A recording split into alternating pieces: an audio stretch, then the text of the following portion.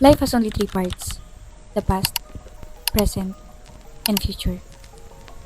Or at least, that's how I'd like to see it. You can already tell, I'm not that complicated. Anyway, the only way we can start this story is by looking back at the past. So, when you're ready, or not, let's begin. I'd like to say I had a good childhood and teenage life. It revolved around home, streets, school, and church. People would probably describe it as boring, but looking back, I still remember the trees I used to climb and the scream of my mother. I still remember the TV shows I was excited to watch after school. I can still hear the laughter and prayers I shared with my friends during high school and college. And just thinking about it, instead of boring, I'd like to say it was more than that, because I lived appreciating all the little things around me. We had a simple life, not by choice, but because it was the best my parents could give. And for that, I'm grateful. By simple, I mean we didn't have a car or big house. My parents didn't have a decent job, but I saw them work hard to put food on the table and send us to school, which is something not normal where we live. I grew up in an environment where people always said life is hard, but really encouraged their kids to dream. And if a kid did dream, they'd either laugh at it or question it instead of offering support. I didn't realize it then, but I think that impacted me a lot. That's why, even without clear dreams, I studied hard and tried to achieve things for my parents because I was afraid they might one day ask me to stop. And it worked. With their perseverance and my commitment to studying, I finished my bachelor's degree in psychology in 2022. Finally, things will get better. That's what I thought. But I forgot something. I didn't actually have any dreams. I was just following the map most people say leads to success. Finish school, get a good job, settle down. People told me, try to work in the government if you want a stable job with stable income. Others said, leave your hometown, go to Manila, and use your degree to work in the corporate world. That's when I realized I had a big problem because I couldn't see myself doing any of that. So I started job hunting online, and after almost 3 months, I landed my first ever job, working for an international client as a digital marketer. I stayed for over a year and earned a decent salary, enough to help support my family.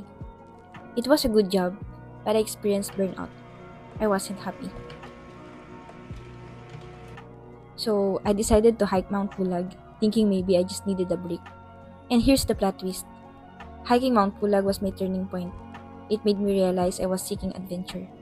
I wanted to go out and experience life outside my hometown.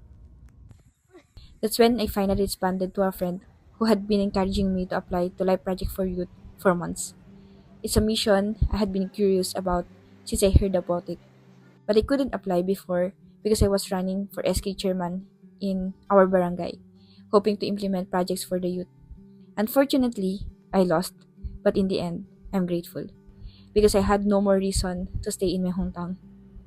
Maybe everything really happens for a reason, leading me to where I'm supposed to be, which is here. On January 23rd last year, I started my mission in the beautiful green village in Laguna, and it changes everything. In my 3 interviews, I mentioned that I was seeking growth and discomfort, and that's exactly what I got when I joined LP4Y.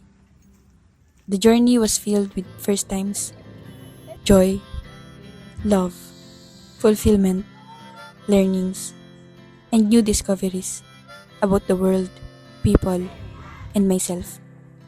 But it wasn't just that. It was also filled with fear, heartbreak, mistakes, challenges, and letting go, which I think is what makes it so beautiful. Spending over a year in this organization, I gained professional skills like communication, organizational skills, time management, flexibility, and adaptability, thanks to the youth and the catalyst I work with. But more than professional growth, I learned how to dream and believe in my own potential. I learned to define my own values and priorities. I learned to give importance to the present, to live in the moment, but also to think about the future. This is the part I like the least because even ChatGPT can't answer it. To be honest and be fair, I used to avoid thinking about my future plans. At first, I thought it was because I didn't know what I wanted to do. That's partly true, but also partly false, because I actually had some ideas. I was just scared to name them. I wasn't confident enough or committed enough to put in the work to make them happen. There are so many things I can control, and one of them is the future. But thanks to LP4Y, I've realized the value of having goals and making sure that my present contributes to them, slowly but surely.